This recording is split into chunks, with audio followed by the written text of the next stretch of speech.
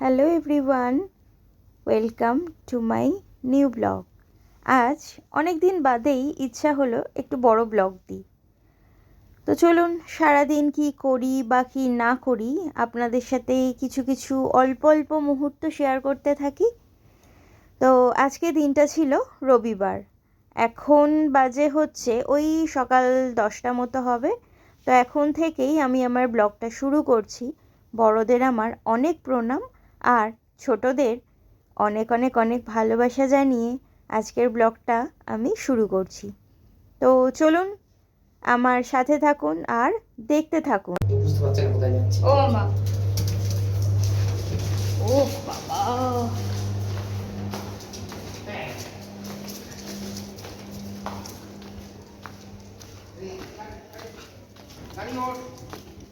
আজকে দুপুরবেলা খাওয়া দাওয়া করার পর আমি আর বাবাই চিন্তা করলাম পমকে নিয়ে একটু ঘুরতে যাওয়া যাক। তো কোথায় যাব চিন্তা করতে করতে তারপর মনে হলো যে পমকে অনেক দিন ওর দাদুর বাড়িতে নিয়ে যাওয়া হয়নি, তাই ভাবলাম যে ওখানে একটু নিয়ে যাই। ওর ঠাম্মি বড় খুশি হবে ওকে দেখে।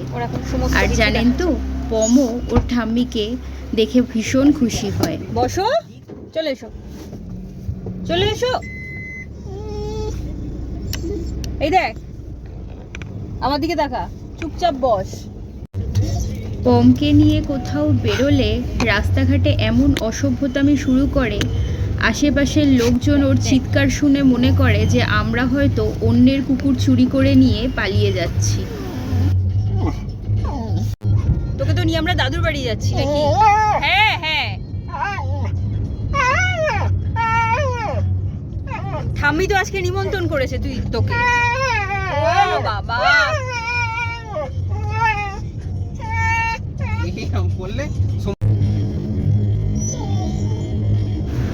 আসলে পমকে নিয়ে সেইভাবে কোথাও বেরোনো হয় না, তো যার জন্য হয়তো ওই ঘুরতে যাওয়ার ব্যাপারটাকে এখনো আয়ত্ত করে উঠতে পারেনি। জানেন তো, আজও একজন কেমন একটা বাঁকা চোখে তাকিয়েছিল। হয়তো এটাই মনে করছিল যে অচেনা কারোর কুকুর চুরি করে নিয়ে হয়তো আমরা পালিয়ে যাচ্ছি। ভাবুন, পমের জন্য শেষমেশ আমাদের এইগুলোও মনে করে লোকজন। এই তুই চল।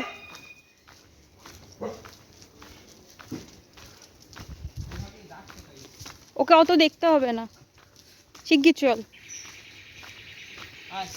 এই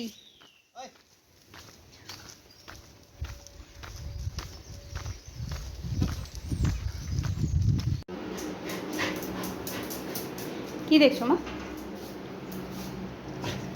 আমরা একটু পরে ছাদে যাব। হ্যাঁ যাবো তো, এসো এসো, ঘরে আসি, ঘরে ঘরে ঘরে এসো। এখানে এসেও এতটুকু চুপচাপ থাকে না, এখানে এসে চিৎকার চেঁচামেচি শুরু করে দিয়েছে। কি আর করবো, আপনারা তো দেখতেই পাচ্ছেন। ঘরে আয়। এত গরম লাগছে তোর? হ্যাঁ, এ দেখ, এত গরম লাগছে? বল, এত গরম লাগছে? হ্যাঁ,